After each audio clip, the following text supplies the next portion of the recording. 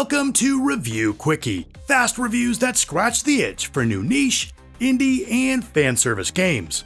Today, we're diving into Starfire Eternal Cycle, out right now on Steam. I teased this in my 10 upcoming waifu games to get hyped for in 2025 video, and a ton of you got hyped. Big time! So now that it's here, let's talk about it.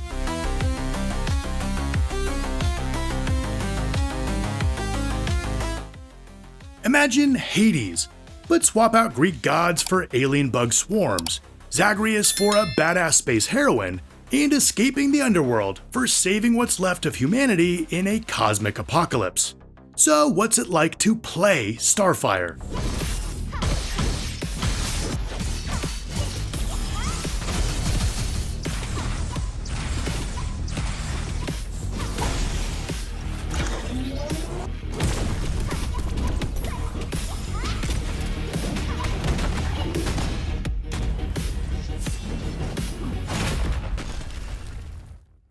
Starfire is an easy-to-pick-up, hard-to-master, action-packed roguelite with fast, satisfying gameplay, no steep learning curves, and no overcomplicated systems.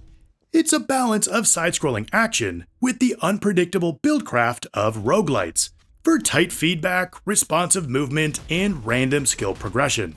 Each run drops you into bug-infested levels where you're dashing, slashing, and unloading weapons like you're a juiced-up exterminator. The stages are procedurally generated, so no two runs are the same. Each stage is super quick, and entire runs can last for just a few minutes or hours if you're nasty. But each time it ends, you get that just one more run itch, although you may want to get some cream for that.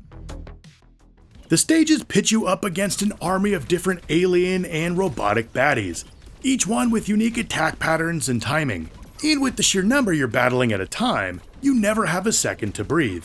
You'll acquire a constant drip feed of upgrades and currencies, like the bug core system, with over 150 modifiers that turn your build into something wild, like freeze fields, shock orbs, orbital lasers, nunchuck skills, bow hunting skills, computer hacking skills. One of my favorites are the tentacles that come out of the ground and smack enemies around.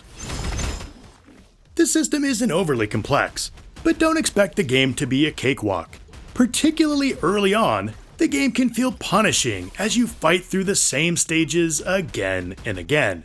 And while the stages are procedural, that's really just in the enemies and rewards. The actual stage layouts are basically all the same, having you go from left to right through one visual template over and over until you get to the area boss. Then, you'll go left to right in a different template.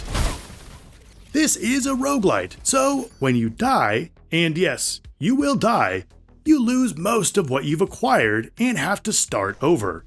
However, there are some things that carry over, like the weapons you unlock, permanent buffs, or more core slots you can acquire using dark gems. There are 8 main weapons that all feel different to play and have their own killer enhancements and elemental variants. Combat's fast, crunchy, satisfying, and just a freaking blast. Everything's tight and responsive with a focus on timing and positioning. Doling out a barrage of light, heavy, and enraged hits all on a cooldown feels impactful, along with a slowdown when you perfect dodge is just so rad. And as you add more cores, it only gets better. The screen fills with chaos, but it's readable chaos. Hits land with weight, dodges feel rewarding, and builds snowball in the best ways. It's not a bullet hell mess, it's that sweet arcade clarity that makes dying feel like, okay, one more try. This solid cel-shaded art style keeps everything sharp, and while I wish there was more visual and layout variety in the stages, you're so focused on the blistering action that you'll hardly notice, especially once you're able to progress past the first few stages. Think of it as Hades, but instead of daddy issues, you've got a bug problem, and instead of an underworld, you've got an alien apocalypse fever. I got a fever, and the only prescription is more cowbell. And also a heavy dose of carnage.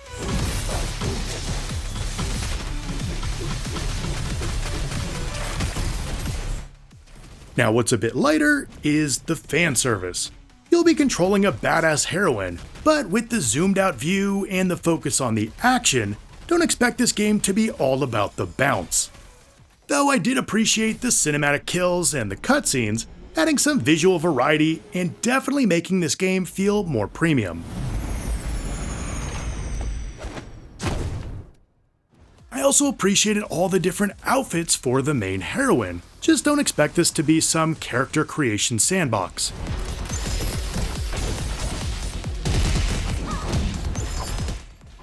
Okay, let's wrap this thing up.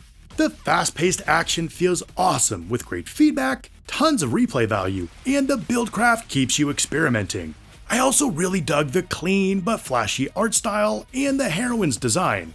There's no gotcha, and the asking price won't break the bank. On the other hand, the stats and upgrades aren't super transparent, so early runs can feel like you're throwing spaghetti against the wall. And if you hate repetition, well, it's a roguelite, so it's kinda part of the deal, and this isn't gonna win you over. Also, depending on your tolerance for challenging games, this might feel punishing early on. Though that could just be me since I suck. He ain't lying. So, that's Starfire Eternal Cycle, a roguelite brawler that takes the best parts of Hades, straps a plasma rifle to it, and sprays bug guts all over your screen. And for this asking price, it's a great deal for anyone into the genre. Now let me ask, are you picking this one up? You can use my link in the description or the pinned comment. Also, what game should I have my next quickie with? Let me know in the comments. Hit like and subscribe if you're digging these fast reviews of weird, waifu, and niche games.